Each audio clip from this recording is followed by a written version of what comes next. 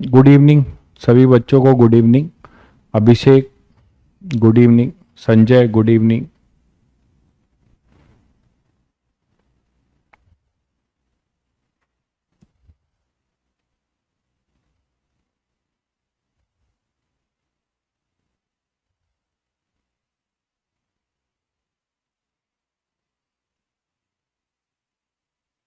कुशल, Aryan, good evening भाई। कैसे हैं आप लोग? सभी बच्चों को नमस्ते, good evening. Sumit, Durgesh, good evening.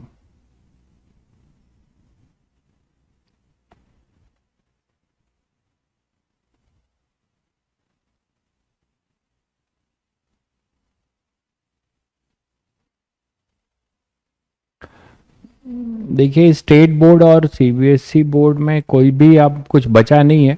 बहुत सारे स्टेट बोर्ड सीबीएसई को फॉलो कर रहे हैं, बट बेटर साइड यही है कि गो फॉर सीबीएसई बोर्ड, क्योंकि अपना एनटीए जो है उसी को पूरा फॉलो करता है, उसी सिलेबस को। सत्यम, अमन, रजत, सभी को गुड इवनिंग।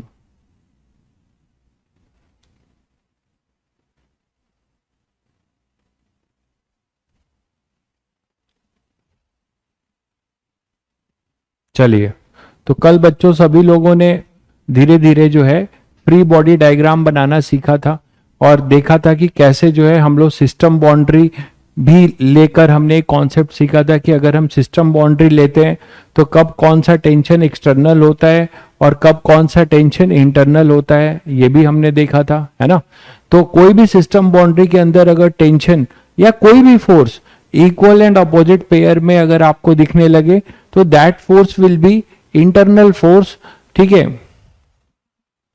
ठीक है, दैट फोर्स विल बी। बिल्कुल कंटिन्यू करिए भाई। ठीक है, अभी पहला ही चैप्टर है, पहला टॉपिक है रमन।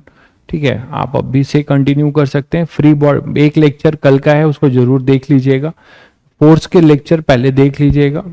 ठीक है, आप कंटिन्यू कर सकते हैं। अभी 2 लेक्चर हुए हैं फोर्स के केवल, तो उनको जरूर देख लीजिएगा। ठीक है, फिर आप कंटिन्यू कर सकते हैं, कोई दिक्कत नहीं है, स्टार्टिंग का चैप्टर है। तो हम ये कह रहे थे कि कोई भी अगर फ्री बॉडी डायग्राम बना रहे हैं और एक सिस्टम बाउंड्री डिजाइन कर रहे हैं तो उसके अंदर अगर हमारा टेंशन जो है इंटरनल फोर्स आता है, तो टेंशन अगर इंटरनल फोर्स है, इक्वल और अपोजिट है, तो वो this will be treated as to be a internal force. ठीक है, that will be treated as to be a internal force, नहीं तो वो एक्सटर्नल होगा। तो कुल मिला के हमने ये देखा था कि इंटरनल या एक्सटर्नल वो टोटली डिपेंड करेगा सिस्टम बाउंड्री पे। फिर हमने देखा था कि अगर अगर हमारा जो मतलब फोर्स है, अगर उस डायरेक्शन में इक्विलिब्रियम है तो नेट फोर्स हमने 0 किया था कंपोनेंट लेके। फिर मैंने एक इंपॉर्टेंट कॉन्सेप्ट बताया था कि रेफरेंस एक्सिस कैसे चूज करें। फिर मैंने आपको कहा था कि अगर कोई बॉडी इक्विलिब्रियम में है, आप न्यूटन फर्स्ट लॉ लगाने जा रहे हो, नेट फोर्स 0 करने जा रहे हो, ठीक है, तो साइन रूल तो मैंने बताया भाई, जब प्रोजेक्टाइल पढ़ाया तो भी बताया था। ठीक है, और हर जगह बताया था। साइन रूल के थ्रू ही आप लामिस थ्योरम करते हैं। देखिए, ये है कि यहां पे 3 फोर्सेस अगर लग रहे हैं,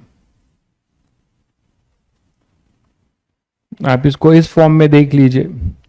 ये F1 फोर्स है, ये F2 फोर्स है, ये F3 फोर्स है। इसको लैमिस थ्योरम भी कहते हैं।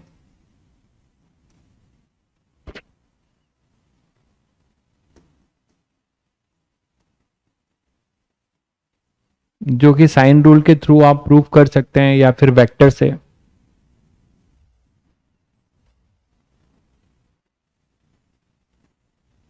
तो इसके अपोजिट एंगल अल्फा है, इसके अपोजिट एंगल बीटा है और इसके अपोजिट एंगल गामा है। ठीक है, तो आप इसको यहां से बता सकते हैं F1 अपॉन उसका जो एंगल है, F1 के अपोजिट जो एंगल है उसका साइन ले लीजिए, sine alpha, that should be equal to F2 upon sine beta is equal to F3 upon sine gamma. ठीक है, यही चीज है। ये ट्रायंगल साइन रूल मैथ्स में जब आप करेंगे तो साइन रूल के थ्रू ही प्रूव हो जाता है। तो ये इसी चीज को हमने कल अप्लाई किया था, ठीक है, इसी को हमने अप्लाई किया था। क्लियर है? तो मैंने ये कहा था कि आपको अगर रेफरेंस एक्सिस चूज करना है तो रेफरेंस एक्सिस में दो इंपॉर्टेंट बात बताई थी, ठीक है। आपके पास पढ़ने का टाइम है तो आप उसकी थ्योरी बुक ले सकते हैं भाई Hrithik, very good book, but I don't suggest you कि आपके पास इतना टाइम है कि आप उसको पढ़े, उसके जगह पे आप न्यूमेरिकल सॉल्व करिए, वो ज्यादा बेटर है। जो कि हमारे आने वाले हैं, जो हमारे आने वाले हैं उस फॉर्मेट के न्यूमेरिकल पे ज्यादा टाइम दे सकते हैं थ्योरी पढ़ने के बजाय। थ्योरी का पर्पस यहाँ सब सॉर्ट आउट होगा, ठीक है। तो अब आपने ये देखा कि हम जो फ्री बॉडी डायग्राम बना रहे थे उसमें रेफरेंस एक्सिस चूज करने की हम बात कर रहे थे। तो रेफरेंस एक्सिस बुक की जब रेफरेंस एक्सिस चूज करने की जब हम बात कर रहे थे तो क्या बता रहे थे कि जिस डायरेक्शन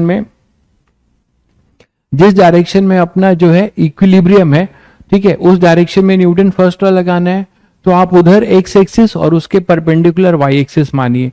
बट मैंने कहा था कि आप क्या कर सकते हैं कि रेफरेंस एक्सिस कोई भी मान सकते हैं for Newton first law, but चालाकी किसमें दिखानी है कि हम ऐसा रेफरेंस एक्सिस चूज करेंगे जिससे कम नंबर ऑफ कंपोनेंट्स लेने पड़े, पहले से कुछ फोर्सेस हमारे उसी रेफरेंस एक्सिस में हो तो हम वो रेफरेंस एक्सिस मानना हमारे लिए अच्छा रहेगा।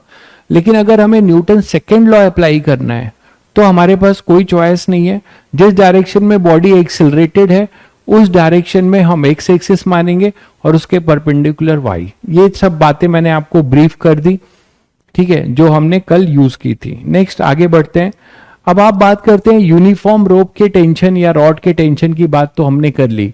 If tension in a non uniform rope या स्ट्रिंग कैसे हैंडल करेंगे, ये भी आपके लिए बिल्कुल नया है। देखिए इसको कई जगह पे हर जगह यूज करेंगे। Tension in a non uniform rope और रॉड, कुछ भी बोल सकते हैं किसे, ठीक है। तो यूनिफॉर्म रॉड या यूनिफॉर्म रोप में टेंशन तो हमने निकालना सीखा। अब नॉन यूनिफॉर्म की कहानी है। तो देखो नॉन यूनिफॉर्म का क्या मतलब है। मैंने आप लोगों को बताया था कि यूनिफॉर्म और नॉन यूनिफॉर्म, जब मास पर यूनिट लेंथ कांस्टेंट होता है जिसको हम लैम्डा बोलते हैं। Lambda is basically our linear mass density, ठीक है, लीनियर मास डेंसिटी। अरे भाई वेट कभी भी इंटरनल फोर्स होगा क्या भाई? आप जो पूछ रहे हो वेट कभी भी इंटरनल फोर्स होगा? आपने पढ़ा था पहली क्लास में वेट क्या है? वेट हमारा अर्थ का पुल है। तो अगर हम किसी बॉडी को लेंगे तो अर्थ का जो फोर्स है वो हमेशा एक्सटर्नल होगा। जब आप बॉडी और अर्थ दोनों को एक सिस्टम लेंगे तब आपका वेट जितना फोर्स बॉडी जो है अर्थ पे लगाएगी उतना ही जो है अर्थ जो है बॉडी पे लगाएगा। Then only we can say that कि this gravity is internal force. कब? जब आप ये अर्थ है, ये बॉडी है, सब तो बता चुका हूं। ये इस पे mg फोर्स लगाएगा और ये भी उस पे उतना ही फोर्स लगाएगा अपना g m1 m2 अपॉन से करेंगे तो इस पे भी वही फोर्स आएगा, इक्वल और अपोजिट, ठीक है, इक्वल और अपोजिट। तो जब आप इन दोनों को सिस्टम लेंगे अर्थ और body, then only we can say that this is action reaction pair and it is internal. While you are taking only the body as in a system boundary, then your gravity always be an external force. तो हमेशा ध्यान रखिएगा हमारे question में हम अर्थ पे खड़े होके सारा कुछ कर रहे हैं तो अर्थ इज आवर वोट, अर्थ का जो पुल होगा ऑलवेज एक्सटर्नल होगा। तो टेंशन, ये बच्चे जो है पढ़ाई लिखाई करो यार, रोज जो है इन सब्जेक्ट और बुक और ये सब की बातों से मैं तंग आ चुका हूं। From now onwards I am not going to reply any comments regarding this book and regarding this कि ये सब चीजें बकवास हो जाता है पूरा फालतू। रोज आप लोग ये बकवास करते हो। Tension in a non uniform rope and rod. तो अब नॉन यूनिफॉर्म रोप जो पढ़ने वाले हैं वो इतनी बकवास नहीं करते बुक और इसके पीछे, वो चुपचाप पढ़ाई करते हैं। एक महीना से पढ़ रहे हो, एक महीने से बता रहा हूं, आप बकवास पे बकवास रोज कमेंट पूछते हो, विच बुक, बकवास बातें हैं। तो यहाँ पे देखो अब ये नॉन यूनिफॉर्म है, तो नॉन यूनिफॉर्म का मतलब आपको बता चुका हूं कि नॉन यूनिफॉर्म यहाँ पढ़ाया जा रहा है, आप बकवास कर रहे हो। 11 साल से 12 साल से 15 साल के जो टीचर्स से आप पढ़ रहे हो, जितने भी डिफरेंट टीचर्स से, they have a lot of experience, they have gone through 100 of books, at least 100 of books, और वो इसका जिस्ट दे रहे हैं आपको। तो आपको यहाँ पे आपको फेथ नहीं टिकता है, आप बुक पढ़ के आप बुक खरीद लो यार, पूरी लाइब्रेरी बना लो, घर में लाइब्रेरी सजा लो, देखें कितने लोग सेलेक्ट हो पाते हो। आप अगर यहां पढ़ रहे हैं तो आपको बिल्कुल यहां पे जो है, अगर फेथ जुटता है तो, नहीं जुटता है तो आप कहीं और पढ़िए जहां पे आपका फेथ जुट रहा है। लेकिन अगर आपका फेथ जुटता है तो चुपचाप आपको यहां फोकस होके पढ़ना चाहिए। फिजिक्स बहुत ही, आपके पास किसी बुक से पढ़ के आप केवल फिजिक्स सीख जाते तो इससे अच्छी बात कुछ है ही नहीं, तब तो आप कभी नहीं भूलेंगे। ठीक है, क्या आपके पास इतना समय है और क्या इतना लोगों के पास है थिंकिंग कि वो अपने से समझ लें सारी चीजें? और एक बुक में क्या सब कुछ दिया होता है? ठीक है, आप एससी वर्मा है, आप पढ़िए थ्योरी, आप एससी वर्मा की कोई एक चैप्टर जो है ट्रायल बेसिस पे पढ़िए। ठीक है, आप पूरा पढ़िए, ठीक है, पूरा पढ़िए, 2 बार पढ़िए, 3 बार पढ़िए, एटलीस्ट 3 टाइम्स पढ़िए, चेक करिए, रियलिटी चेक करिए, और उसके बाद उसके क्वेश्चन सॉल्व करिए अपने से, मेरे पढ़ाने से नहीं, अपने से। आप देखिए कि आप कितने क्वेश्चंस कर पा रहे हैं। हार्डली आप 20% क्वेश्चंस कर पाएंगे, हार्डली। उन्हीं की बुक की थ्योरी पढ़ के उन्हीं का क्वेश्चन आप हार्डली 20% कर पाएंगे। Just go and check. Resnick Halliday, one of the best book, and सभी लोग रेकमेंड करते हैं for theory purpose. Go and purchase Resnick Halliday and read. ठीक है, आप करो रीड, रीड करने के बाद उन्हीं का क्वेश्चन सॉल्व करो, नहीं सॉल्व कर पाओगे। आपको रोज बताया जाता है, आप समझते नहीं है। Tension in a non uniform rope और रॉड, तो यहां पे अपने पास क्या है, मास पर यूनिट लेंथ अब कांस्टेंट नहीं है, लैम्डा आपको दिया जा रहा है, lambda nought y, where y के बारे में बताया जा रहा है। Y is distance from bottom,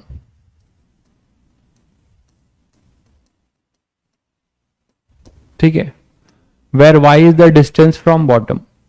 ठीक है, तो यहां पर अब आप ध्यान से देखो कि अपना जो y है, ठीक है, अपना जो y है वो y जो है कहां से है, रॉड के या रोप के बॉटम से है। तो आप देख पा रहे हो ये जो लैम्डा है, जो मास पर यूनिट लेंथ होता था, वो कांस्टेंट नहीं है। जैसे जैसे आप नीचे से ऊपर जाओगे तो रॉड का जो मास पर यूनिट लेंथ है, मतलब आप अगर यहां पे 1 सेंटीमीटर का रॉड कट करते हो और उसका जो मास होगा, और आप यहां पर 1 सेंटीमीटर का रॉड कट करते हो उसका जो मास होगा, उनमें वेरिएशन आना शुरू हो जाएगा। और नीचे से जब आप ऊपर जाते जाओगे तो लैम्डा बढ़ रहा है। देखिए मैंने ये लिया है, कोई भी फंक्शन हो सकता है, a प्लस बी वाई हो सकता है ना, ln हो सकता है, e की पावर हो सकता है, एनी फंक्शन हो सकता है। तो आपने ये फंक्शन मैंने लिया है बस, तो ये नॉन यूनिफॉर्म है। अब ध्यान से सुनो, आपके लिए पहला केस है, but it will be of infinite times आपके सामने आने वाला है, डिफरेंट डिफरेंट फॉर्म में, डिफरेंट चैप्टर्स में। ऐसा नहीं कि केवल ये इस चैप्टर के लिए है ये सब अप्रोच, ये हर चैप्टर में आपको मिलेगा। तो कभी भी कोई चीज वेरी करती है तो कैलकुलस अप्रोच यूज करते हैं। कैलकुलस अप्रोच ये कहता है, आप सभी बच्चों को पता है कैलकुलस अप्रोच। कैलकुलस अप्रोच में हम कहते हैं कि हम जो है क्या करेंगे, जब कोई चीज वेरी कर रही होगी तो हम क्या करेंगे, फंक्शन बनाएंगे और इंटीग्रेट करेंगे। कभी भी कोई भी चीज वेरी करे फिजिक्स में तो आपका अप्रोच क्या होना चाहिए कि आप पहले उसका किसी छोटे से एलिमेंट के लिए उसको लिखो। जैसे यहां टेंशन लिखना है, तो अगर यहां पे लैम्डा वेरी कर रहा है तो हम पूरे रॉड के लिए नहीं लिख सकते, हमें कहीं छोटे से टुकड़े के लिए पहले लिखना होगा। और उस टुकड़े के लिए जब हम लिख लेंगे तो उसको हम कई सारे टुकड़ों के लिए जब जोड़ेंगे, मतलब इंटीग्रेट करेंगे, उन सभी टुकड़ों के टेंशन को जोड़ेंगे तो हमें नेट टेंशन मिल जाएगा। ठीक है, तो अब देखिए अप्रोच क्या है। अप्रोच ये है देखो कि आप कभी भी ऐसे क्वेश्चंस को कैसे करते हो, पहले आप जैसा फंक्शन दिया है उसी के अलोंग जाकर, नीचे से y वेरी कर रहा है तो आप भी नीचे से जाइए और यहां पर एक y डिस्टेंस पर जाकर dy का छोटा सा रॉड कट करिए, dy का एक छोटा सा टुकड़ा कट करिए रॉड का। पूरे रॉड की अब कहानी नहीं होगी, पहले किसकी होगी, dy पे, y पे जाके ऐसे आप करेंगे। ये आप y पे गए और y पे जाके आपने dy का एक टुकड़ा कट किया, ठीक है, dy लेंथ, उसको हम क्या बोलेंगे, dy लेंथ, ठीक है, उसे हम बोलेंगे dy लेंथ। तो हम यहां पर y पे जाएंगे और ये dy का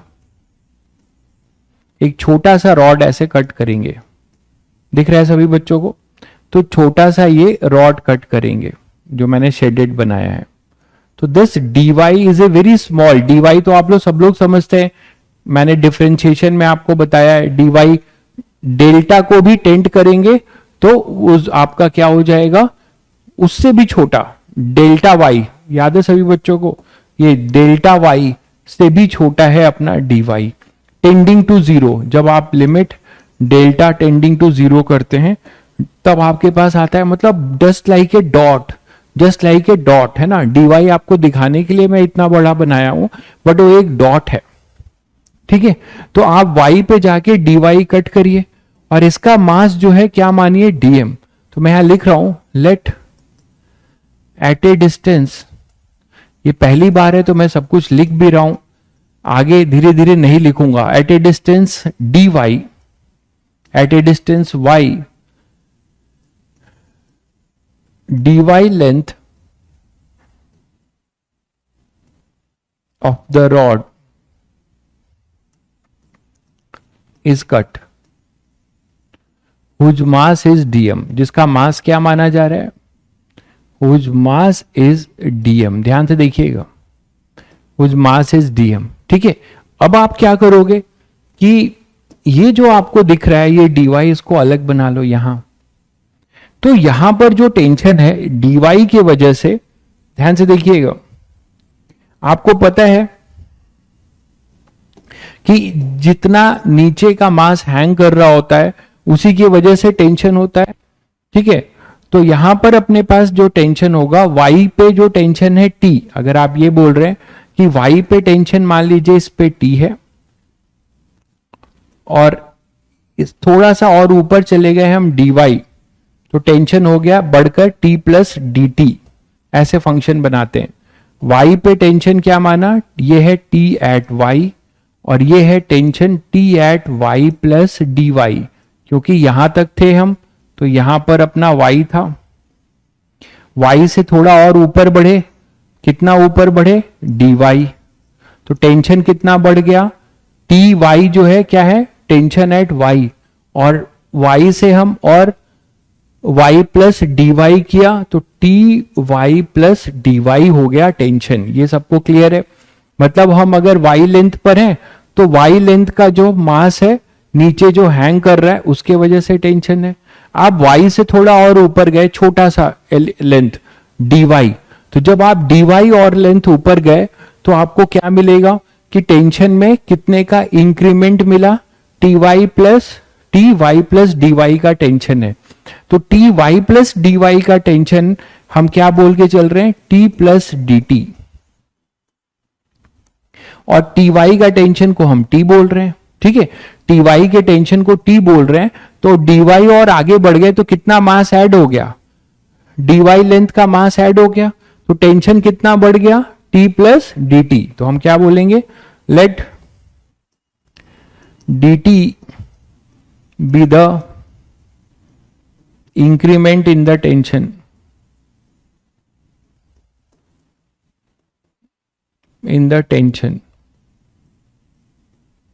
ठीक है।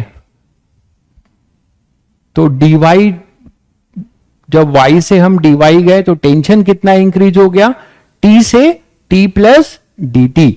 तो अब आप यहां पे क्या लग रहा होगा, यहां पे लग रहा होगा अपना dmg, यहां पे लग रहा होगा इस पे नेट फोर्स, देखो इस पे नेट फोर्स क्या लग रहा होगा dmg, इसका मास हमने क्या लिया है, डीएम, और ये इक्विलिब्रियम में है, तो यहां पे न्यूटन्स लॉ लगाओगे तो नेट फोर्स आपको क्या मिलेगा, ऊपर कितना है T प्लस डी टी, नीचे क्या क्या है, इज इक्वल टू इस वाई लेंथ का मास का वेट मतलब डीएमजी प्लस टी, तो ये T और T कट जाएगा, इसका मतलब dt कितना आ गया, dmg।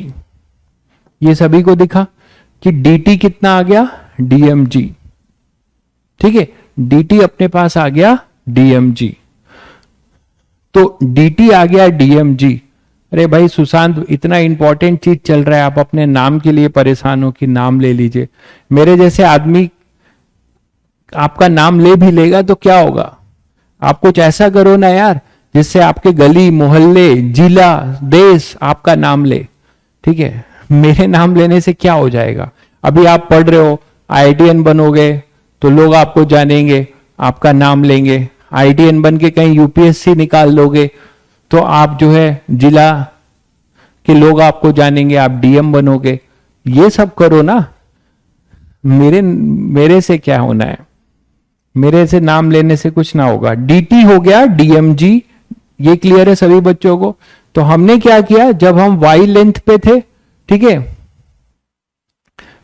जब हम, हाँ, दो टाइप से नाम होता है, एक बदनाम होके नाम होता है और एक नाम करके नाम होता है। तो आपके ऊपर है, ऑप्शन है आपके पास। तो ये dt जो है अपना क्या हो गया, इंक्रीमेंट इन टेंशन।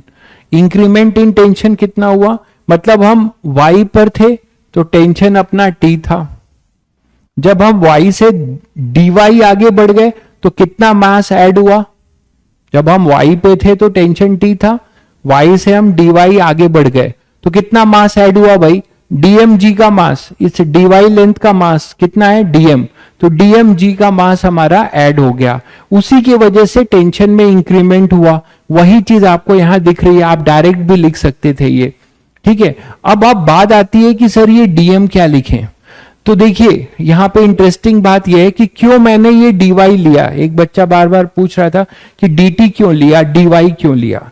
इसलिए लेना पड़ा क्योंकि मैं यहां पर, कोई बच्चा अगर ये बोले कि सर ये डायरेक्ट लिख दें, इसका मास इसी की वजह से तो था यहां पे टेंशन, इसका मास y लेंथ का मास मैं डायरेक्ट नहीं लिख सकता, m/l इंटू वाई, ये है y लेंथ का मास, लेकिन ऐसा अब मैं नहीं कर सकता क्योंकि हमारा लैम्डा यूनिफॉर्म नहीं है। पर यूनिट लेंथ जो मास अगर कांस्टेंट होता तो हमें m/l इंटू वाई इंटू जी लिख देना होता, वही टेंशन होता y का, बट अब मैं ऐसा नहीं कर सकता।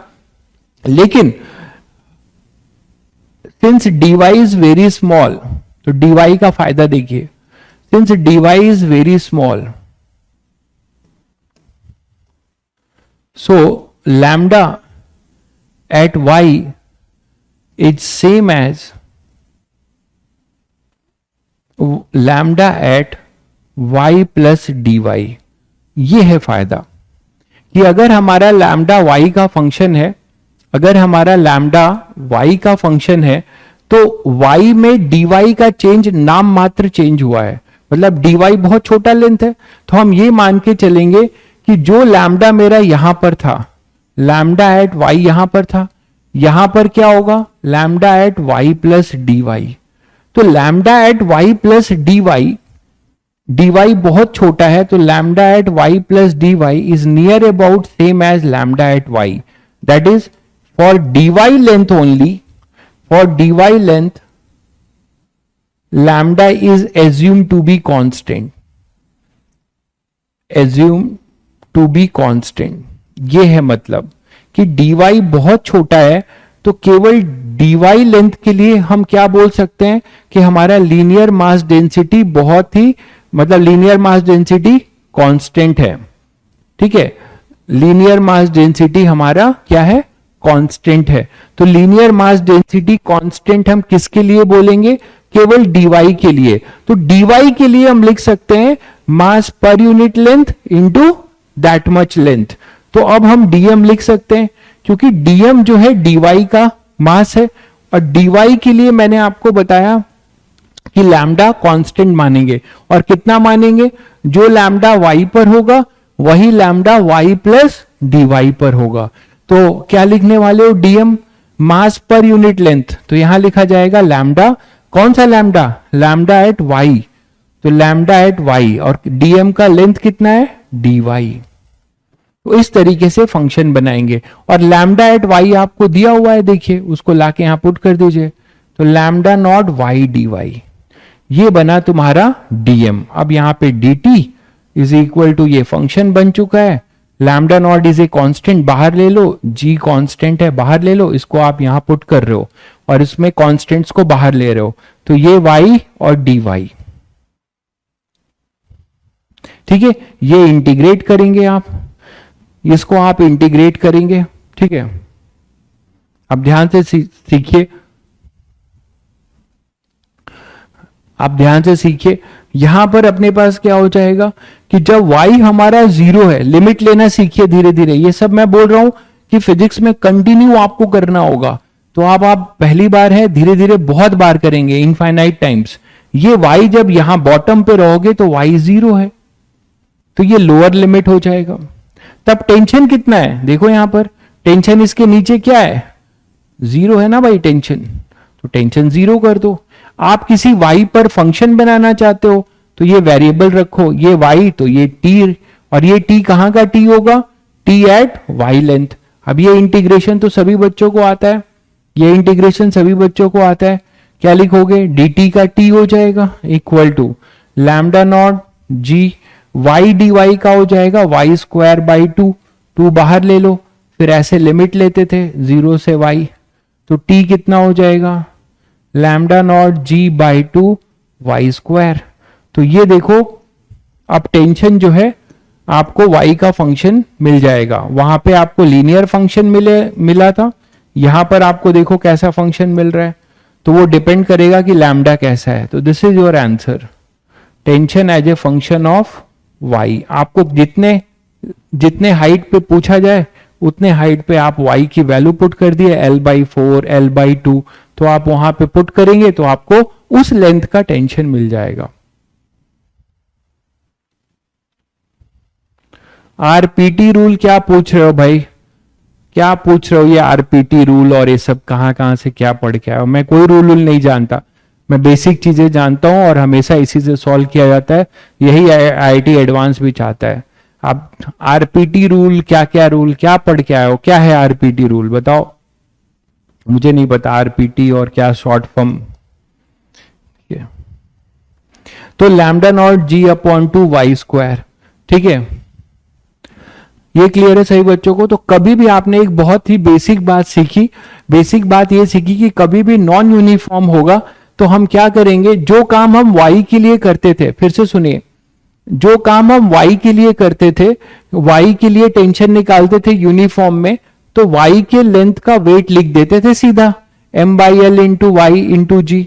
लेकिन अब हम y लेंथ के लिए नहीं कर पाएंगे क्योंकि हमारा लैम्डा फंक्शन है। तो लैम्डा जब फंक्शन होगा तो हम ये काम छोटे से एलिमेंट के लिए करेंगे, उससे फायदा क्या हो जाएगा, ये लिखा हुआ है कि since dy is very small, तो जो लैम्डा y पर होगा वही लैम्डा y प्लस dy पर होगा, ठीक है, जो लैम्डा y पर होगा वही लैम्डा y प्लस dy पे होगा। तो जो लैम्डा y पर है वही लैम्डा y प्लस dy पे है। इसका क्या मतलब है भाई कि dy के लिए जो तुम पूरा काम y के लिए करते थे कांस्टेंट मानकर, वो काम आप केवल dy के लिए करोगे, क्योंकि dy बहुत छोटा है। तो हम ये मान के चलेंगे, ये क्लियर कट सब लिखा हुआ है कि जो dy लेंथ के लिए lambda assume to be constant, और वो लैम्डा कितना होगा, जो लैम्डा एट y होगा।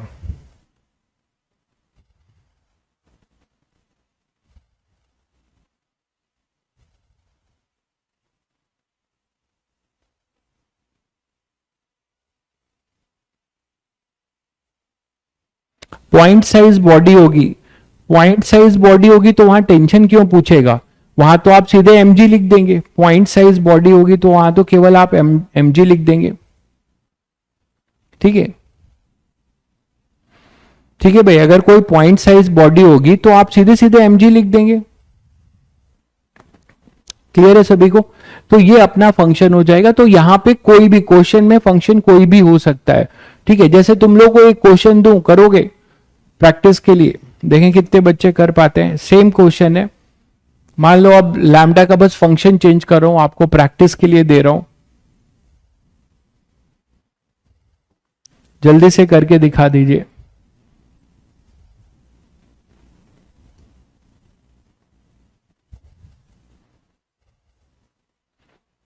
लैम्डा जो है a प्लस बी वाई है, a प्लस बी वाई है,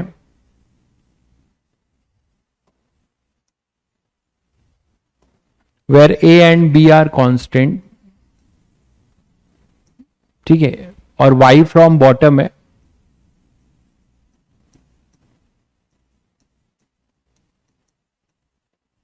ठीक है।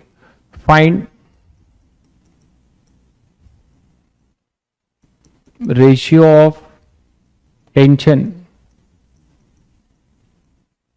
एट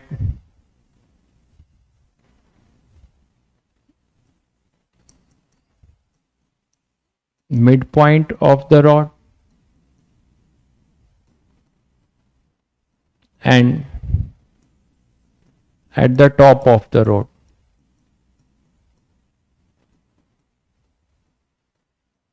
ठीक है, तो आपको ये क्वेश्चन दिया गया, लैम्डा आपको दिया हुआ है, where A and B are positive constant, A and B are positive constant, A और बी हमारे क्या है, पॉजिटिव कांस्टेंट है। तो ये यूनिफॉर्म रॉड है, यूनिफॉर्म रॉड नहीं है, सॉरी नॉन यूनिफॉर्म रॉड है, और आपको रेशियो लेना है दो टेंशन का। कौन कौन से टेंशन का? एक मिड पॉइंट पे इसका जो टेंशन होगा उसका, और एक टॉप मोस्ट पॉइंट पे जो टेंशन है, इन दोनों का रेशियो लेना है, ठीक है। इन दोनों का हमें क्या करना है, रेशियो लेना है। जल्दी से ट्राई करिए, सब कुछ वैसे ही होगा, फंक्शन वैसे ही बनेगा, बस आपको लिमिट एडजस्ट करनी होगी। तो या तो आप y के लिए निकाल लो, आप y के लिए निकाल लो, और एक बार y equal to L/2 put कर दो, और एक बार L पुट कर दो, आपको मिल जाएगा, ठीक है। पीछे वाले पेज में क्या देखना चाहते हैं देख लीजिए।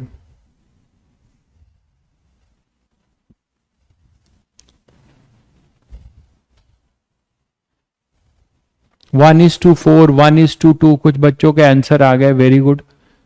अंदाज में तो नहीं ला रहे हो आंसर?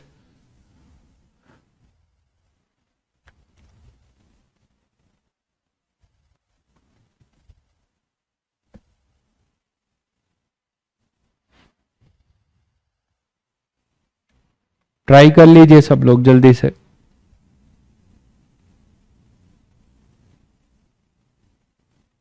ठीक है, फंक्शन बनाइए जैसे अभी फंक्शन बनाया था।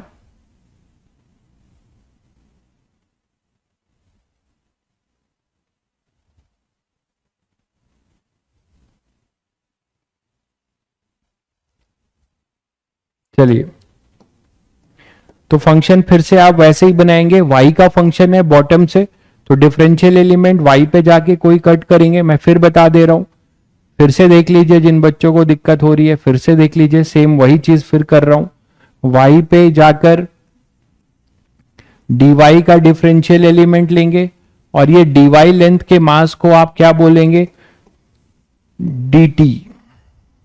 dt टेंशन हुआ इसके क्रॉस, यही तो बोलते थे कि ये जो मास आपको मिला है इसका मास कितना है, dm, और इस dm की वजह से जो टेंशन बढ़ेगा, मान लो यहां पे टेंशन t है, तो अभी अभी बताया था यहां पे टेंशन क्या मानेंगे, थोड़ा बढ़ गया, t प्लस dt, यही तो मानेंगे, और इधर हो जाएगा dmg।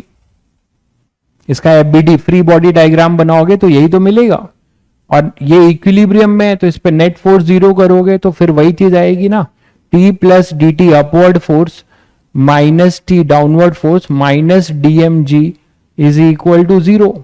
तो dt फिर से आप डायरेक्ट भी लिख सकते थे, dt कितना आएगा, dmg, है ना। dt का मतलब इंक्रीमेंट इन टेंशन।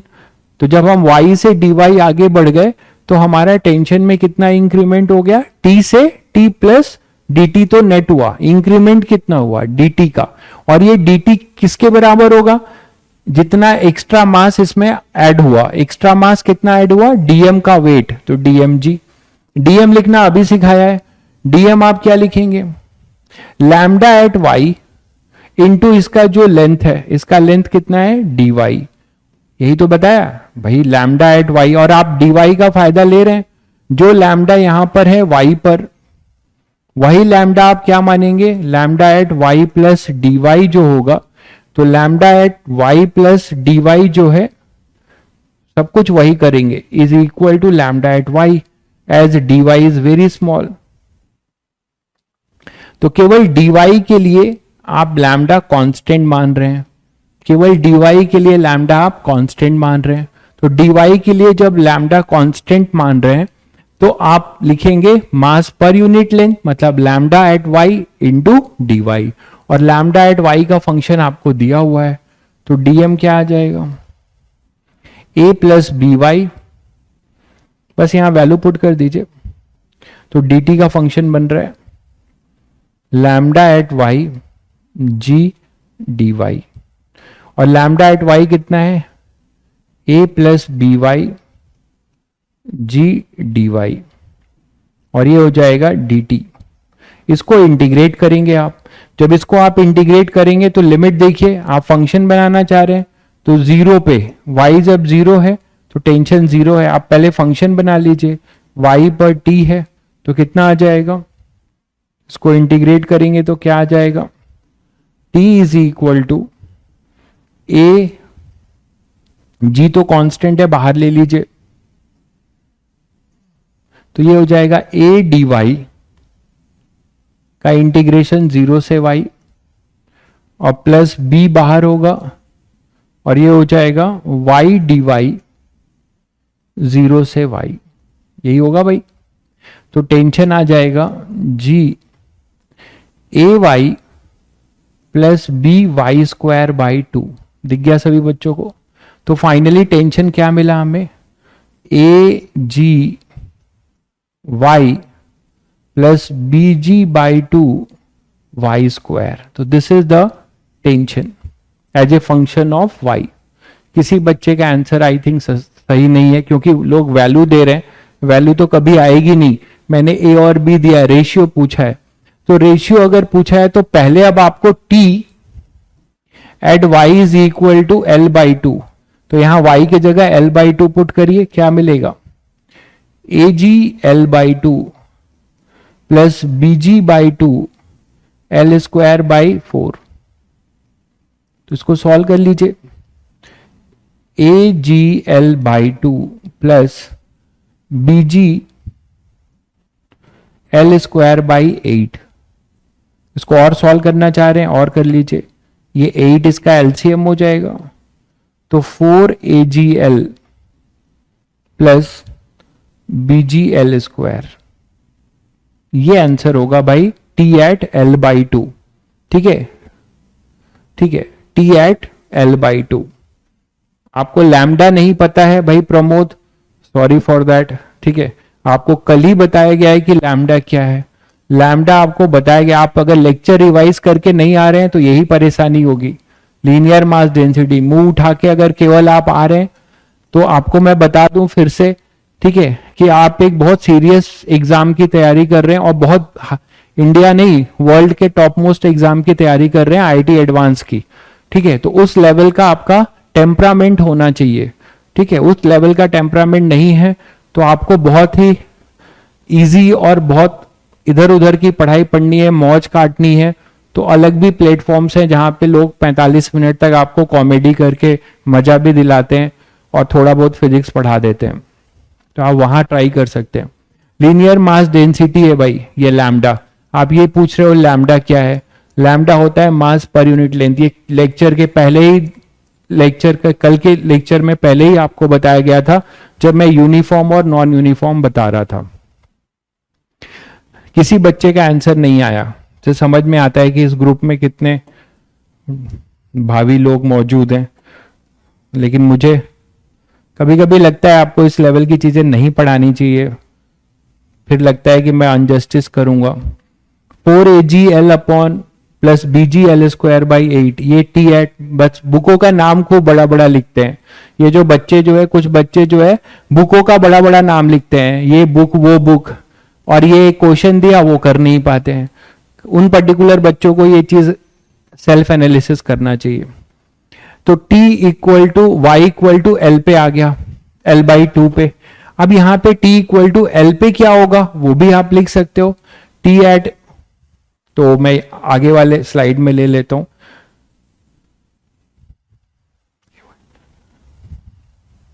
तो t का फंक्शन था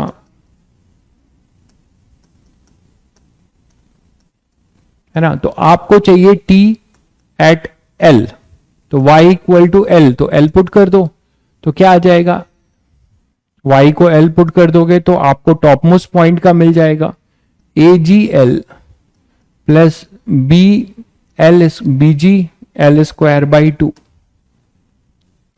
प्लस BgL स्क्वायर बाई 2। दिख रहा है सभी बच्चों को? इसका भी एलसीएम ले लो तो 2AgL plus BgL square by 2, ये हो जाएगा टॉप मोस्ट पे। और ऑब्वियसली ये सबको पता है ये मैक्सिमम टेंशन होगा, मैक्सिमम टेंशन होगा, ठीक है। लैम्डा भी बढ़ता जा रहा है तो मैक्सिमम टेंशन होगा। अब आप रेशियो ले सकते हो, टी वाई एट एल ये है, और L/2 पे कितना है, 4AgL plus BgL square by 8, 4AgL plus BgL square by 8, ये था 4AgL plus BgL square by 8। तो इन्हीं दोनों का आपसे रेशियो पूछा गया था, तो रेशियो हो जाएगा टी वाई L/2 पे upon t y at L. इनका रेशियो क्या हो जाएगा, इसी का रेशियो ले लो, तो 4AgL plus BgL square by 8 into, ये इधर लेके आओगे y इक्वल टू एल के लिए तो 2 ऊपर चला जाएगा, ये नीचे आ जाएगा, 2AgL प्लस BgL स्क्वायर, ठीक है। अब देख लो यहां से कुछ कॉमन जा रहा है तो कॉमन निकाल लो। देखो इधर AgL BgL स्क्वायर, इसमें क्या कॉमन जाएगा, GL स्क्वायर, अच्छा ये L स्क्वायर है तो GL कॉमन ले सकते हैं, यहां भी GL हम लोग कॉमन ले सकते हैं ना, तो GL कॉमन ले लेते हैं, तो यहां आ जाएगा 4A प्लस BL, ठीक है भाई। और यहां पे 2 से ये कैंसिल कर दो तो यहां 4 आएगा, यहां पे क्या आ जाएगा, यहां भी GL कॉमन ले लो। ये सब धीरे धीरे कैलकुलेशन की प्रैक्टिस खुद करिए। GL के को कॉमन लिया तो यहां पे आएगा 2A प्लस, अच्छा ये 2A प्लस BL, चेक करिए सब लोग, तो GL से GL भी कैंसिल हो गया। Finally we are getting like this, 4A plus BL upon में 2A plus BL, 2A plus BL, ये आ जाएगा आपका आंसर, ठीक है। अब आप लोगों ने आंसर, कुछ कुछ बच्चे सही दे रहे हैं। 8A प्लस BL नहीं होगा, फिर यहां पे 8A प्लस 4BL होगा, 4 ये बाहर है, फाइनल ये आंसर आएगा भाई, बाकी अब और सॉल्व नहीं हो सकता, ठीक है। क्लियर है सभी बच्चों को? तो इस तरीके से आप नॉन यूनिफॉर्म रॉड भी हैंडल करना सीख रहे हो और फंक्शन बनाना सीख गए, आपने फंक्शन बनाना सीख लिया, ठीक है। चलिए अब सीखते हैं कि tension in A accelerated tension, ये तो अभी इक्विलिब्रियम पे था, टंगा हुआ था, तो अब तो टंगा हुआ था तो अपने सेल्फ वेट की वजह से इसमें टेंशन आ गया, ठीक है। अब नेक्स्ट सीखते हैं टेंशन इन ए एक्सेलरेटेड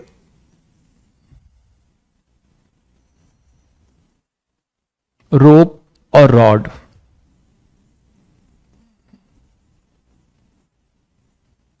तो हमें क्या करना है, एक भारी सा रॉड है या रोप है, उसको हम क्या कर रहे हैं, एक्सेलरेट करा रहे हैं। एक्सेलरेट का मतलब सभी बच्चे समझ रहे हैं कि उनपे अब हम रिजल्टेंट फोर्स लगाएंगे। न्यूटन सेकेंड लॉ याद करिए।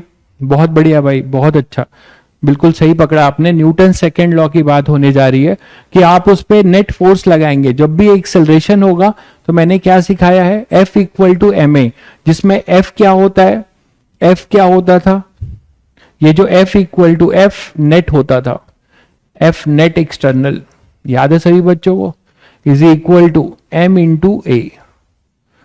ये क्या बता रहा है कि ये दोनों वेक्टर पैरेलल होंगे, मतलब हमेशा जो है क्या होगा, ये फोर्स किस डायरेक्शन में होगा, always net force in accelerated direction.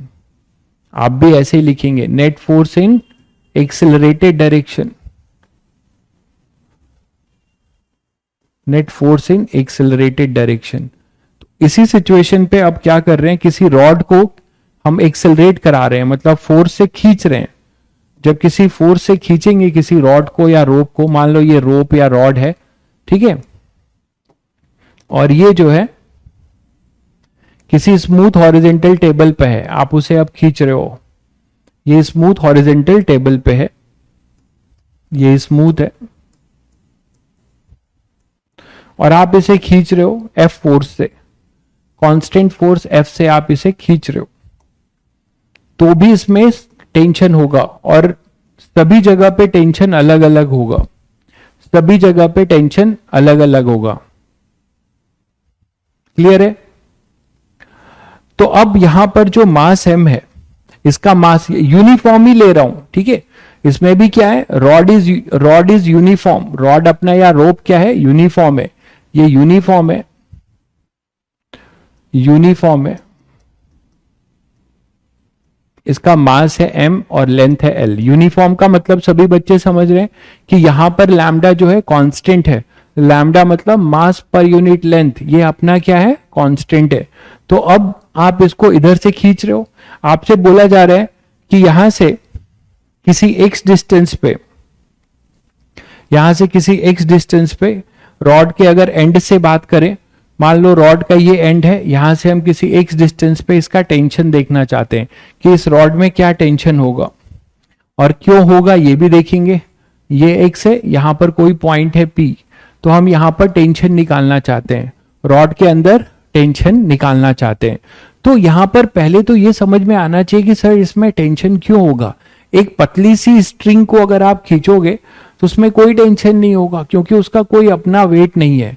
मैंने आपको हमेशा बताया है कि किसी बॉडी के अंदर जो टेंशन है वो इंटरनल फोर्स होता है, तो उसको आप देखना चाहते हो तो उस बॉडी को जहां पे टेंशन निकालना चाहते हो, उस बॉडी को वहां से दो टुकड़ों में ब्रेक कर दो, ठीक है, दो टुकड़ों में आप ब्रेक कर दो, ठीक है। तो दो टुकड़ों में अगर आप ब्रेक कर दोगे तो क्या आ जाएगा अपने पास, यहां पे आप ब्रेक कर दो, तो जब आप ब्रेक करोगे तो इस रॉड को दो अलग अलग से देख सकते हो। देखो कैसे,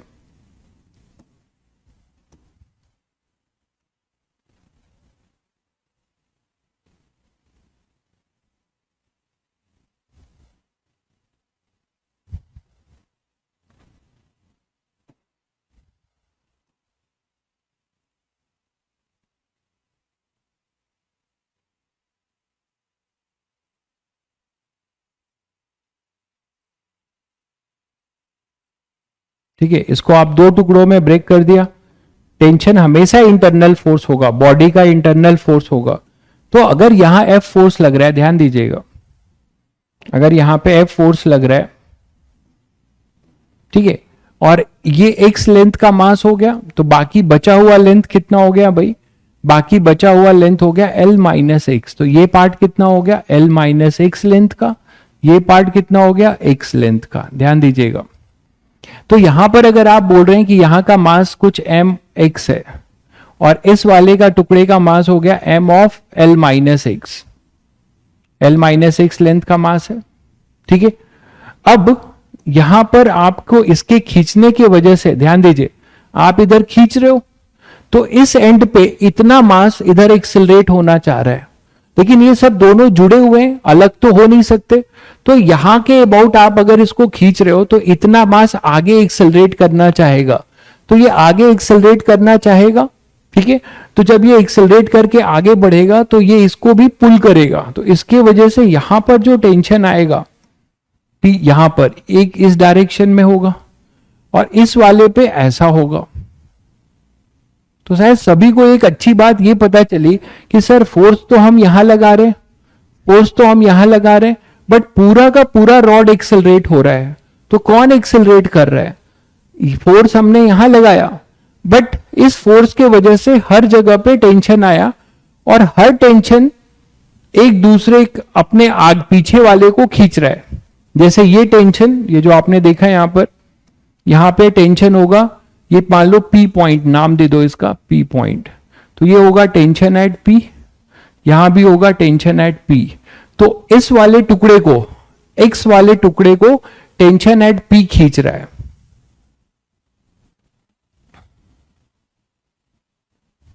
क्लियर है? बिल्कुल जैसे ट्रेन की बात कर सकते हो, कोई इंजन खींच रहा है, सारी बोगी एक्सेलरेट उसके साथ एक्सेलरेट हो रही है, बिल्कुल आप सही बोल रहे हैं, उस तरीके से आप सोच सकते हैं। क्लियर है? तो अब अपने पास टेंशन एट पी मिल गया, तो ये टेंशन एट पी हमें निकालना है। तो सभी लोग समझ रहे हैं कि ये पूरा रिजिड रॉड है, इस पे एक्सटर्नल फोर्स कितना है? एफ, ये स्मूथ है, कोई और फोर्स नहीं है।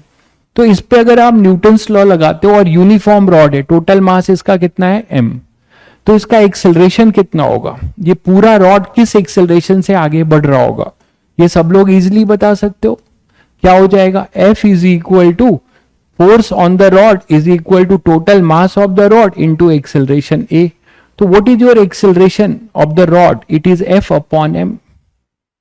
This is acceleration of the rod.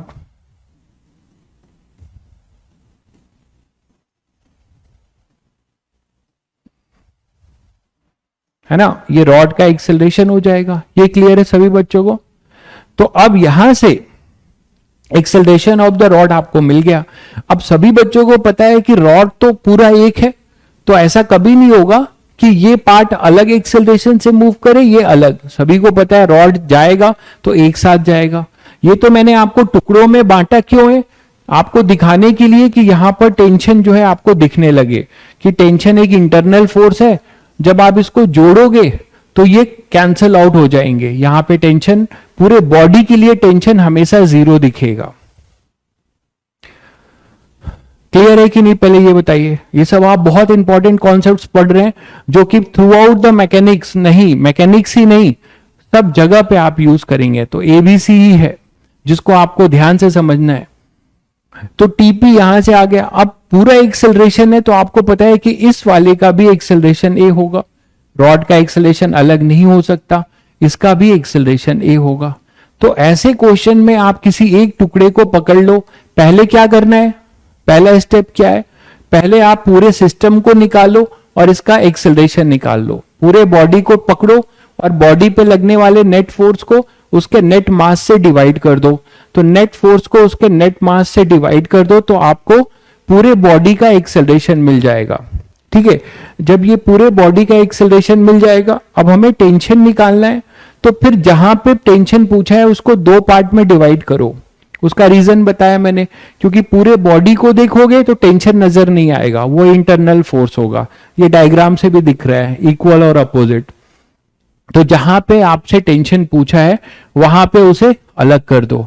तो आपने अलग कर दिया। अब आप क्या करो, आपको एक्सेलरेशन पता है और इस वाले को, पीछे वाले की फ्री बॉडी डायग्राम आपके सामने बना है। इस डायरेक्शन में इसको एक्सेलरेट कौन कर रहा है? कौन सा फोर्स लग रहा है इस पे? टीपी, यही तो फोर्स लग रहा है। ये एफ फोर्स तो केवल इस पे लग रहा है। इस पीछे वाले पे नेट इसको एक्सेलरेट कौन कर रहा है? Tension eight point P. तो आप इसके लिए न्यूटन सेकेंड लॉ लिख दो तो आपको टेंशन मिल जाएगा।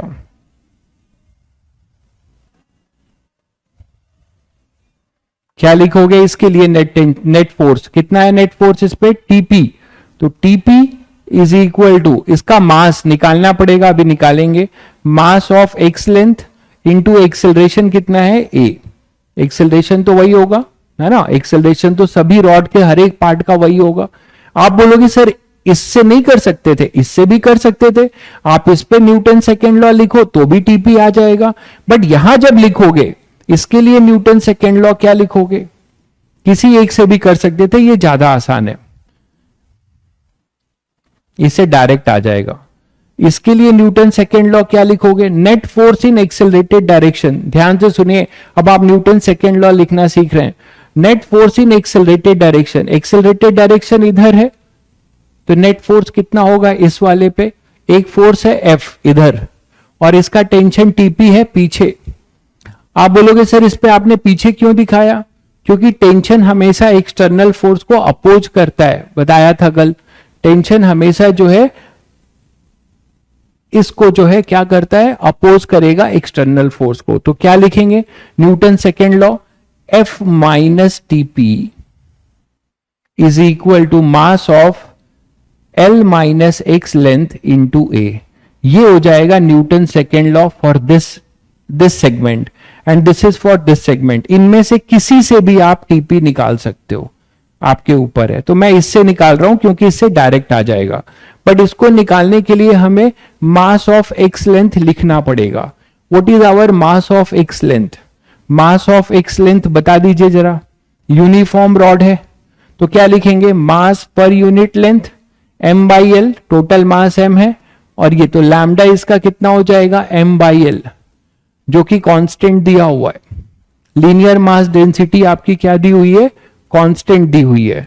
तो मास ऑफ एक्स लेंथ क्या हो जाएगा, m बाई एल।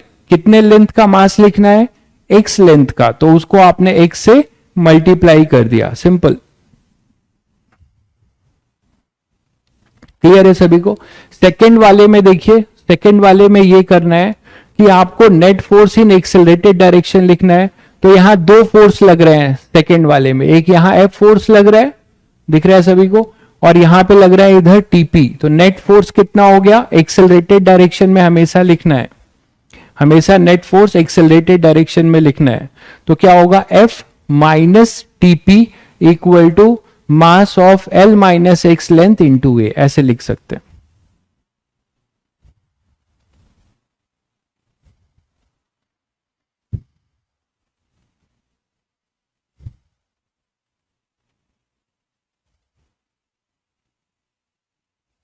क्लियर है,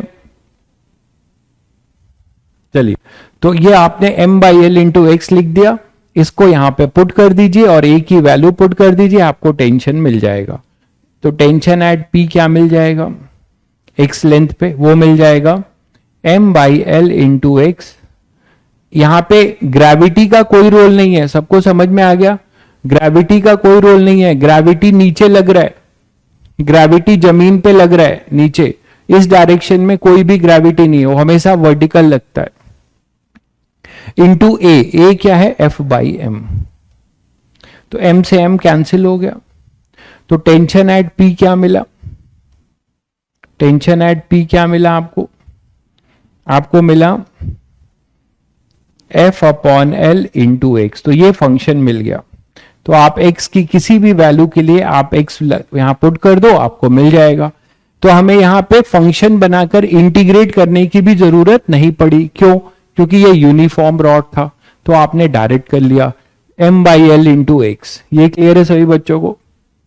अब कोई बच्चा अगर ध्यान से देख रहा है तो इसको अगर कंपेयर करे, अगर ये लटक रहा था, अगर ये लटक रहा था, ऐसे मान लो लटक रहा था, तो अगर ये लटक रहा होगा तो जो रोल F का यहां पर है वो mg का था, ठीक है। मैंने नीचे से y लिया था, यहां पर यहां से दिया हुआ है और कोई अंतर नहीं है।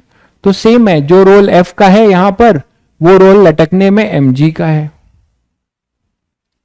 तो TP आ जाएगा m by L into x, ठीक है। अब आपको मान लो यहां से पूछा जा रहा है कि रॉड का टेंशन बता दो, यहां से बोला जा रहा है कि रॉड का टेंशन L बाई 4 पे बता दो, इस एंड से, जिस एंड पे फोर्स लग रहा है, जिस एंड पे फोर्स लग रहा है वहां से बोला जा रहा है कि ये L/4 पे यहां पे ये फोर्स F है, यहां का टेंशन बता दो, टेंशन P, मान लो ये P पॉइंट है। तो अब आप बता सकते हो बहुत आसानी से, आपने जनरल निकाला है, क्या होगा जरा बताइए, इसका आंसर बताइए।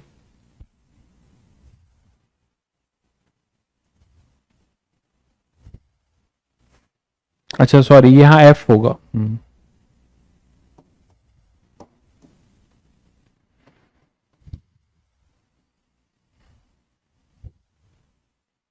इसका आंसर बता दीजिए।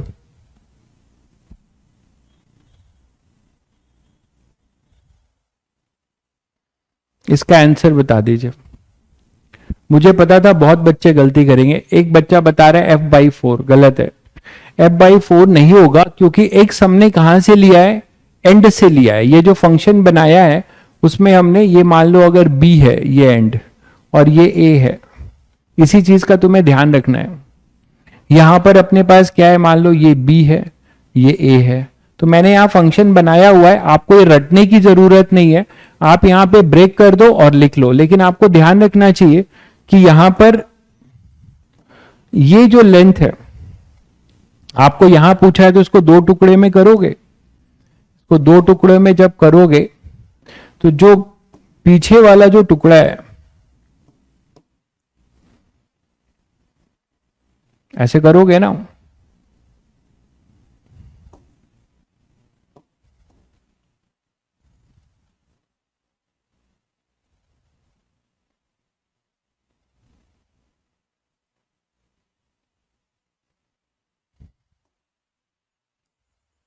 तो यहां जब करोगे तो इसमें आपको देख लेना पड़ेगा कि हमने x का फंक्शन, ये x है, x यहां पर 3L/4 है।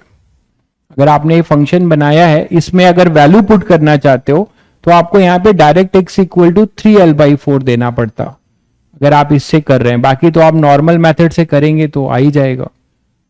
ये t है, ये भी t है।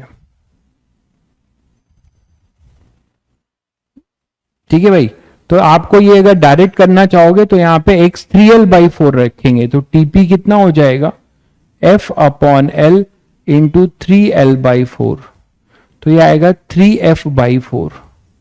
F/4 नहीं होगा, 3F/4 होगा। तो इसका आपको ध्यान रखना था। अगर आप ये फॉर्मूला, मैं ये नहीं कह रहा हूं कि आप इसे रटो, आप जो है डायरेक्ट कर सकते थे, ये L/4 लेंथ का मास लिख लेते, ठीक है, और इसके लिए या तो न्यूटन सेकेंड लॉ लगा दो या इसके लिए इसका एक्सेलरेशन निकालने के बाद, ठीक है, जैसे ये किया वैसे ये कर सकते थे। मैंने यहां पे कर रखा था, इसीलिए सीधे सीधे x की वैल्यू पुट कर दी और कुछ नहीं किया। बट आपको ध्यान रखना था कि ये जो x मैंने लिया है वो इस एंड से लिया है, तो वो x की वैल्यू जो चलेगी यहां पुट होगी वो इस एंड की होगी। क्लियर है? तो सभी लोग जो है अब एक्सेलरेटेड के लिए भी कर लेंगे। मान लीजिए दोनों तरफ फोर्स लगे तो क्या करोगे, मान लो दोनों तरफ अगर फोर्स लगे तो निकाल लोगे।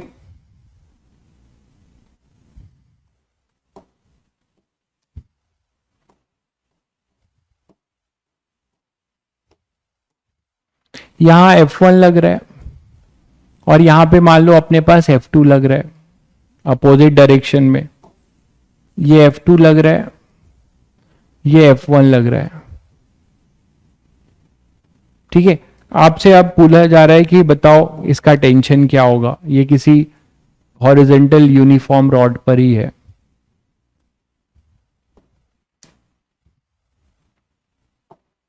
ये F1 है, ये F2 है, ठीक है, यूनिफॉर्म है, यूनिफॉर्म रॉड है जिसका मास m है, लेंथ l है, ठीक है। अब हमें इसका टेंशन बताना है, ठीक है। टेंशन कहीं भी पूछा जा सकता है। मान लो मैं आपसे पूछ रहा हूं यहां पर, यहां से किसी x डिस्टेंस पे टेंशन निकालना है, यूनिफॉर्म रॉड है, ये P पॉइंट है, तो हमें बताना है टेंशन एट P, TP बताना है। आप लोग बताइए क्या होगा।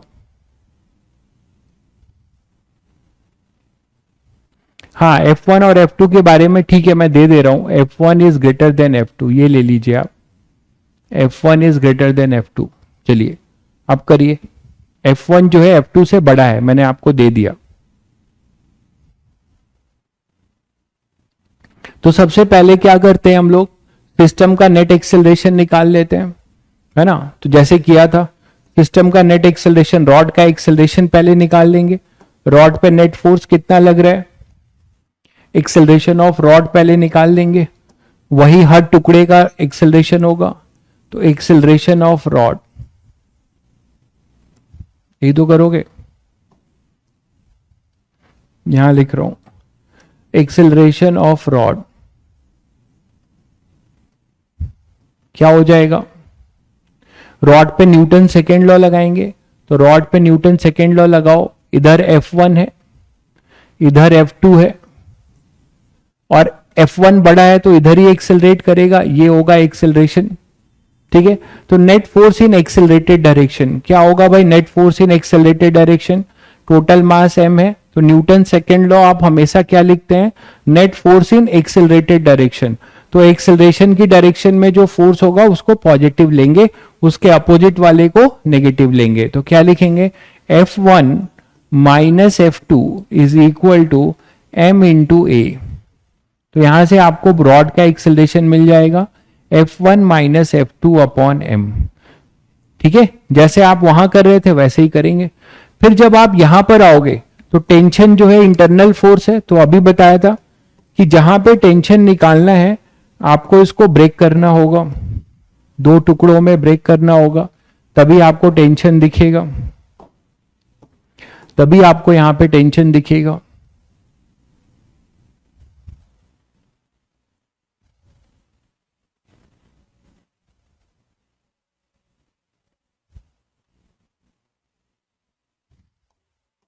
तो यहां पे आपको टेंशन क्या दिख रहा है, इधर टेंशन जो होगा इधर ऐसा होगा इसके रिस्पेक्ट में, और इसके रिस्पेक्ट में ऐसा होगा। ठीक है, और ये आप बोलेंगे टेंशन T एट P, और यहां पे ये टेंशन जो होगा ये भी ऐसा होगा T एट P। ये लेंथ होगा x लेंथ का मास, ये हो जाएगा mx, जैसे आप कर रहे थे वैसे ही करेंगे, ये L माइनस एक्स। और यहां पे फोर्स एक और लग रहा है F1, इधर भी फोर्स लग रहा है F2। ठीक है, और यहां पे आएगा m of L minus x.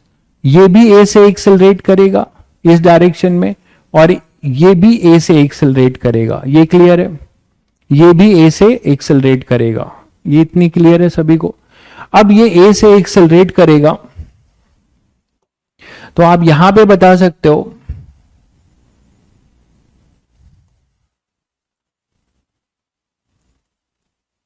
कि इनमें से किसी एक का भी, किसी एक पे न्यूटन सेकेंड लॉ लगा दो, पीछे वाले पे लगा दो चाहे आगे वाले पे, यहां सब बराबर ही है, मैं पीछे वाले पे लगा रहा हूं, यहां पे इसके लिए लगा रहा हूं। तो इस पे नेट फोर्स इधर क्या है TP, इधर क्या है F2, ये कितना है x, और एक्सेलरेट हो रहा है तो यहां, और m एट x है, तो पहले m एट x लिख लो, क्या हो जाएगा, मास पर यूनिट लेंथ यूनिफॉर्म है इनटू x, ये हो जाएगा mass of this x length of the rod, mass of x length of the rod कितना हो जाएगा m by L into x. Acceleration ये है, तो इस पे न्यूटन सेकेंड लॉ लगाओगे, न्यूटन सेकेंड लॉ क्या लिखोगे, net force in accelerated direction, net force in accelerated direction कितना हो जाएगा TP। देखिए फिर मैं बोल रहा हूं, net force in accelerated direction मतलब जिस डायरेक्शन में एक्सेलरेशन है उस डायरेक्शन वाले फोर्स को पॉजिटिव और उसके अपोजिट वाले को नेगेटिव। तो क्या लिखोगे, TP minus F2 is equal to mx mass of x length of the rod into a। ठीक है, तो बस TP आ जाएगा, वो हो जाएगा F2 प्लस mx इंटू ए। इन सब की वैल्यू पुट करो, आपको मिल जाएगा TP, कितना मिल गया, F2 प्लस एम एक्स कितना है, m by L into x, ठीक है। और एक्सेलरेशन कितना है, F1 minus F two by m. Solve कर लीजिए, tension as a function of x आपको मिल जाएगा, m से m कैंसिल हो गया, तो F2 plus x by L, x F1 by L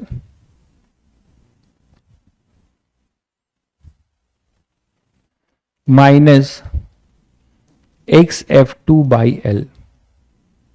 ठीक है भाई, तो इसको ऐसे लिखिए, ज्यादा सही लग रहा है, ऐसे ही लिखिए, F2 plus F1 minus F2 by L into x, ऐसे लिख सकते हैं। Tension tension TP equal to F2 plus F1 minus F2 by L into x, ये फंक्शन बन जाएगा भाई, ये फंक्शन आपका बन जाएगा इस केस में, इस केस में ये फंक्शन बन जाएगा।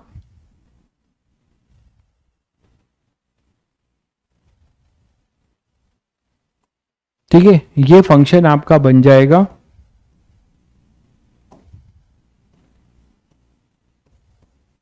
टीपी का F2 plus F1 minus F2 by L into x. ये क्लियर है? बहुत बच्चों ने कर लिया था, बहुत बढ़िया।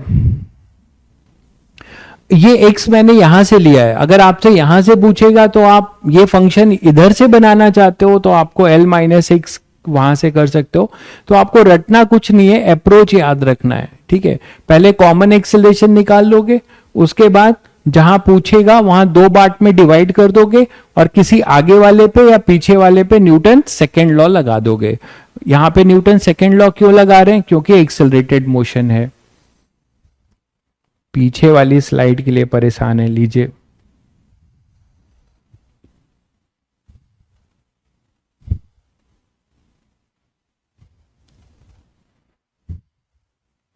तो इसको एज ए रिजल्ट भी याद रख सकते हैं, आपको आगे काम आ सकता है। इसको एज ए रिजल्ट भी याद रख सकते हैं, बट ये भी ध्यान रखिए फिर कि एक्स क्या है, पीछे से है, और नेट फोर्स जिधर एक्स है उधर ही नेट फोर्स है, ऐसे याद रख सकते हैं।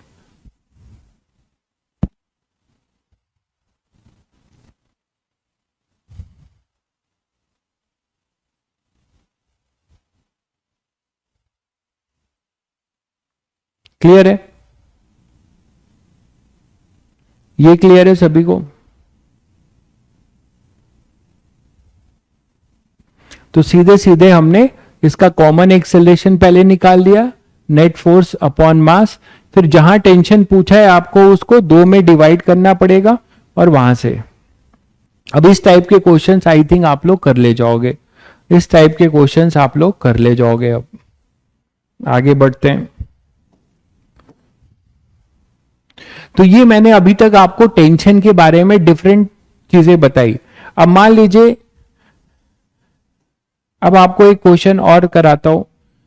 मान लीजिए आपके पास क्या है, एक चेन है, उस चेन को आपने ऐसे हैंग किया है,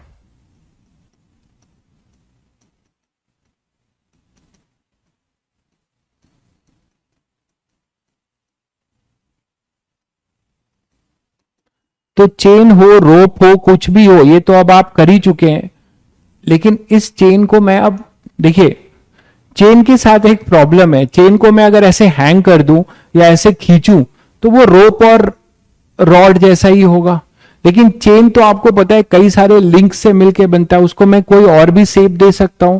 तो मान लो मैंने चेन को ऐसा शेप दे दिया,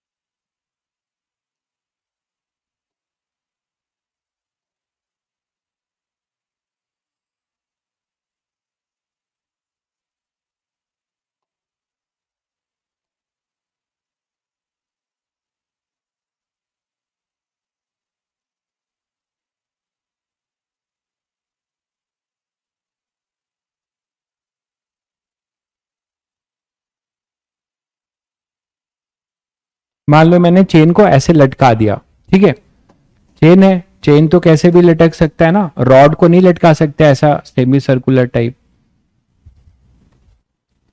नहीं रोप को कर सकते हो, रोप या चेन दोनों में से किसी को कर सकते हो। तो मान लो ये चेन है, इसको आपने ऐसे हैंग कर दिया, ध्यान से देखिएगा, बढ़िया क्वेश्चन है।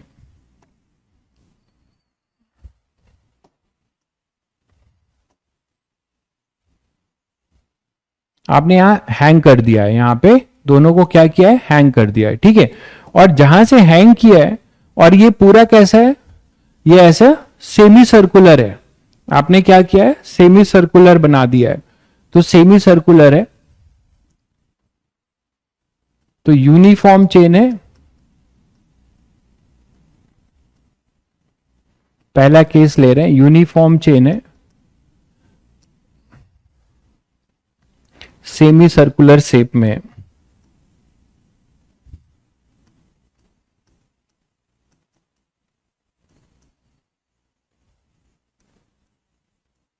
तो ये सेमी सर्कुलर शेप में है, ठीक है, पहला केस ये है।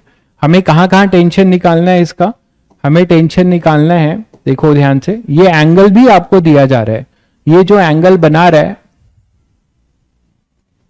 ये एंगल जो बना रहा है यहां से, ये आपको दिया जा रहा है,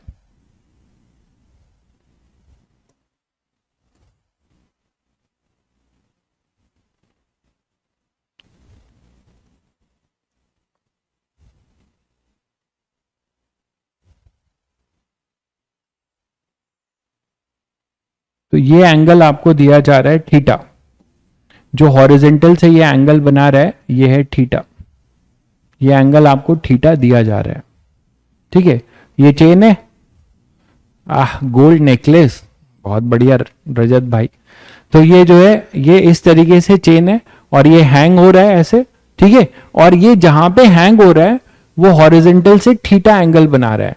तो आपको टेंशन कहां कहां निकालना है, ध्यान से सुनिए, टेंशन आपको निकालना है इस पॉइंट पे ए पे, बी पे, और एक यहां पे एकदम बॉटम मोस्ट पॉइंट पे सी पे, ठीक है। तो हमें निकालना है find tension, find tension at A, मतलब T A, find tension T A, T A आपको निकालना है, टी बी निकालना है, और टी सी निकालना है, ठीक है, तीन चीजें निकालनी है, ठीक है, हमें तीन चीजें निकालनी है। तो देखो ये पूरा का पूरा बॉडी इक्विलिब्रियम में है, और यूनिफॉर्म चेन है, इसका मैं टोटल वेट आपको दिए दे रहा हूं, टोटल वेट इसका है, ये गिवन है, टोटल वेट जो है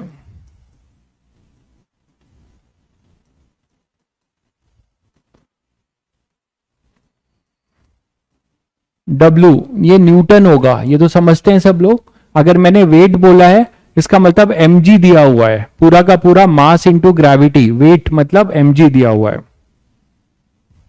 यार स्ट्रेचेबल हो तो स्ट्रिंग या रोप स्ट्रेचेबल हो, अरे यहां पर भाई मोटी रस्सी या मोटे इतना जो है लोहे का जो चेन है उसमें स्ट्रेच कहां, स्प्रिंग थोड़े है, वो बहुत नेग्लिजिबल होगा, वो बहुत नेग्लिजिबल होगा। मैं जो केस लेके चल रहा हूं, आप जो बोल रहे हो स्ट्रेचेबल, तो वो किसी भी इलास्टिक चीज में होगी। ये जो अपनी जो चेन है ये इतनी इलास्टिक नहीं है कि आपको उसके सेल्फ वेट का जो है स्ट्रेच निकालना पड़ेगा, आपको बस mg की वजह से जो टेंशन होगा वो निकालना है। तो देखिए the whole system is in equilibrium, तो पहले आप क्या करोगे, इसकी एफबीडी बनाओगे, FBD of whole chain,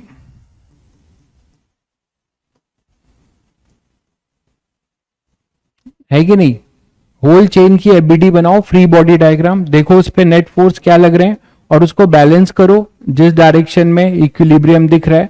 equilibrium हमें दोनों डायरेक्शन में है, एक्स में भी है और वाई में भी है, ठीक है।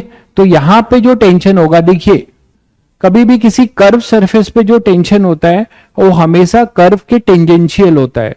तो ये जो शेप है ये कर्व है, कर्व है, तो यहां पे जो टेंशन दिखाओगे, ये चीज आपने नई चीज आप सीखिए कि यहां पे जो टेंशन दिखाएंगे वो ऐसे दिखाएंगे, इस कर्व के टेंजेंट के लॉन्ग, और इसको भी ऐसे दिखाएंगे, ठीक है। और यहां पे ग्रेविटी लग रहा होगा, यही तो फोर्सेस लगेंगे इन दो पॉइंट पे टेंशन, ठीक है। पूरे के लिए यहां पे जो टेंशन होगा इसको आप बोलेंगे टीए, यहां का टेंशन मैंने बोला टीए, यहां का टेंशन हो गया अपना टीए,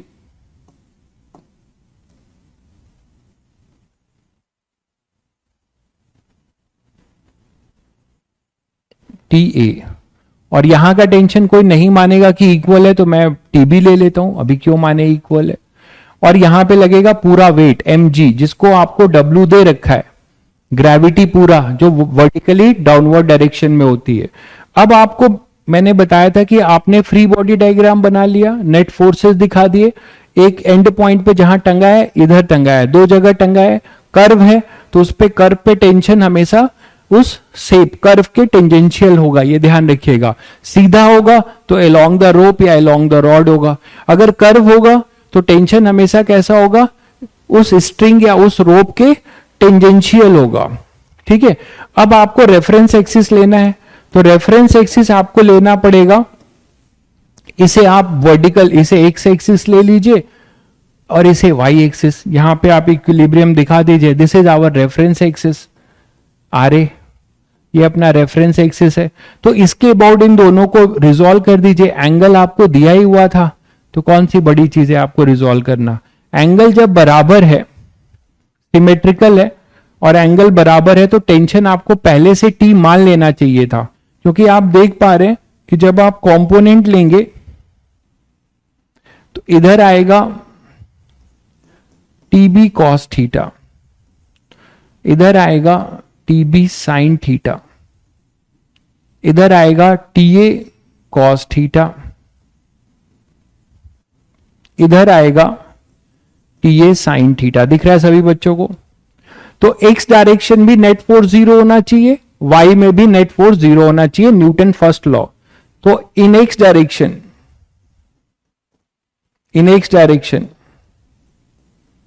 क्या लिखेंगे आप, इधर फोर्स है टीबी कॉस थीटा, इधर फोर्स है टीए कॉस थीटा, ये दोनों बराबर होंगे एक्स डायरेक्शन में नेट फोर्स 0 के लिए। तो मैंने आपको वही कहा था कि ऐसे केस में आप पहले से टेंशन बराबर ले सकते थे। देखिए आपको प्रूव होता है कि आप यहां पे टी मान सकते थे, यहां भी टी मान सकते थे, अगर एंगल सेम है तो, ठीक है। तो हमेशा टीए होगा। वाई डायरेक्शन में क्या हो जाएगा, इन वाई डायरेक्शन, तो वाई डायरेक्शन में देखो क्या होगा, नेट फोर्स ऊपर कितना है 2 TA sine theta plus TA नहीं टीबी, तो ये हो जाएगा 2 टीए प्लस टीबी, और ये दोनों बराबर है ना, ये दोनों बराबर है, तो हम ये मान सकते हैं let TA is equal to TB equal to T मान लें, दोनों बराबर हैं तो इसको टी मान लें कुछ।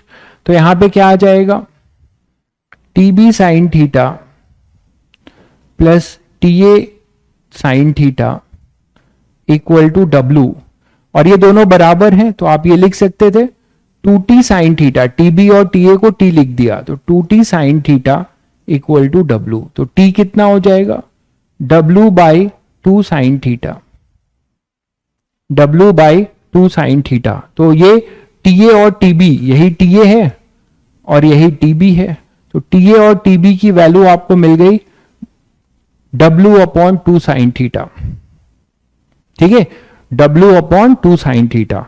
तो ये तो आपने यहां का बता दिया। इंटरेस्टिंग ये है कि यहां का टेंशन पूछा जा रहा है, टीसी, यहां का टेंशन पूछा जा रहा है। कोई बताएगा कि क्या करेंगे यहां के टेंशन के लिए, मतलब ये ऐसा पॉइंट है जो बॉडी के अंदर है, मानते हो कि नहीं, ये टीसी सी पॉइंट एक ऐसा है जो बॉडी के अंदर है।